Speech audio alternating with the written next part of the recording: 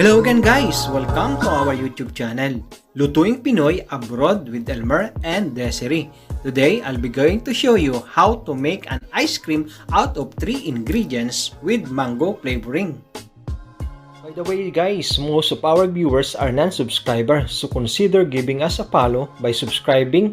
It's free and it will help us continue to grow our YouTube channel. Thank you very much. Now, here are our ingredients. Mango, double cream, and condensed milk. Now let's start preparing our mango for this delicious recipe of ice cream desserts. In this recipe, we're just going to use both sides of each mango.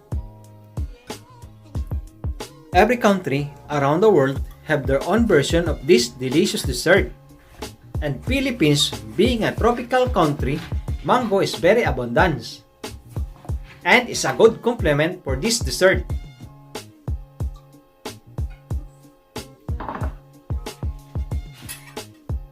Just score the mango on both sides diagonally so that it can be easily scraped before blending.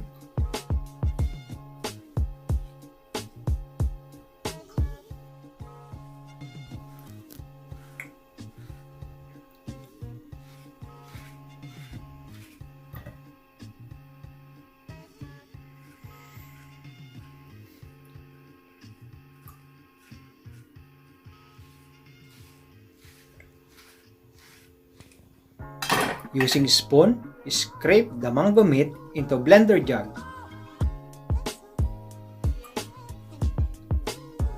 And we will leave some for the toppings of our ice cream. For you guys, for more related videos of DIY and cooking, you may visit our YouTube channel, Facebook page, TikTok, and Instagram at Lutuing Pinoy Abroad. Also, feel free to comments, share, and likes, and suggest to improve our channel.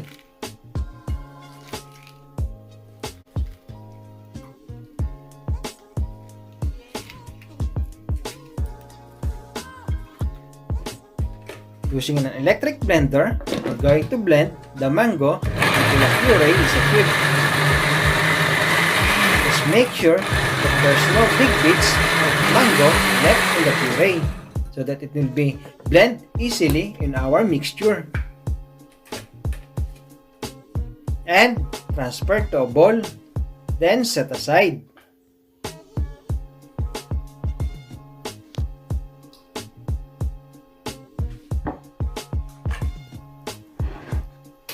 Using an electric mixer, we're going to whisk this pre-chilled double cream until stiff thick consistency is achieved.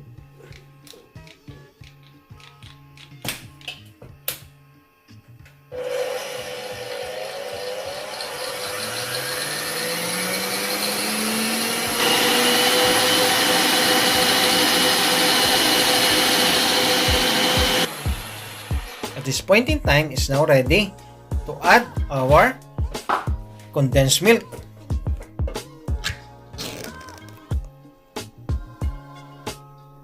Just fold it into the mixture and mix well.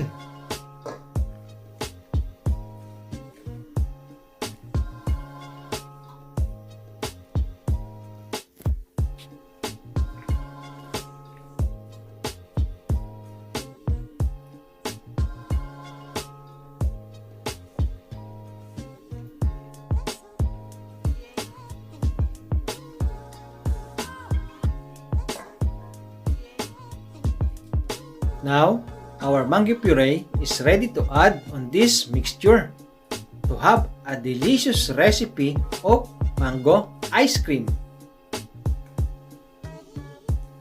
Just mix it well with the mixture until completely blend with each other.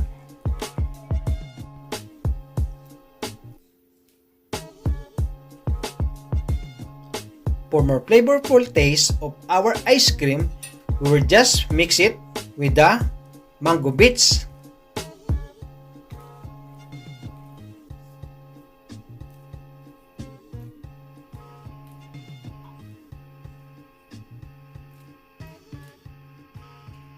And mix it again.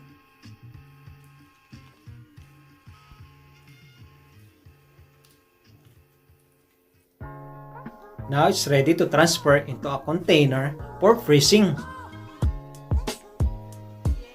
We'll freeze it for 6 hours or more for a delicious result of this ice cream.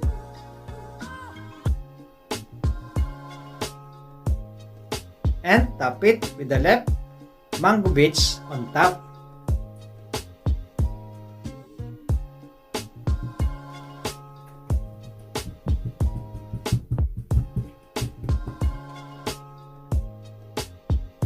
And here is our mango ice cream.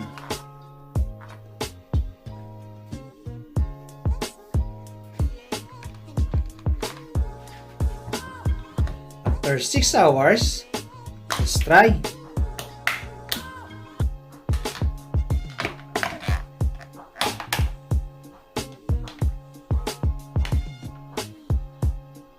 Here's our delicious mango ice cream.